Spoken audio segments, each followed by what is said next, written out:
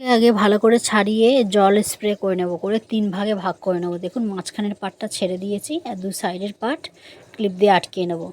আর যদি ঘন চুল হয় 5 ভাগে ভাগ করে নেবেন। এনার চুল পাতলা বলে 3 ভাগে ভাগ করেছি। এবারে মাঝখানের পাটটাই সমান করে কাটবো, যেহেতু উনি রাউন্ড কাটবে। সাইডগুলো একটু করব। এবার একটা পাট খুলবো, ওই সমানে উপর দিকে তুলবো কাঁচিটা। দেখুন, আবার এই পাটটা খুলে আবার এই ডান দিকেরটা, এই বাঁ দিকেরটা আবার এইদিকে উপর দিকে তুলবো। এবার ছাঁটগুলো ছেঁটে দেবো কাঁচি দিয়ে, বারবার আঁচড়াতে হবে। আর চুল কাটার আগে জল স্প্রে করতে হবে কিন্তু, আর শ্যাম্পু করে চুলে কাটতে হবে, তাহলে কাটিংটা ভালো আসবে।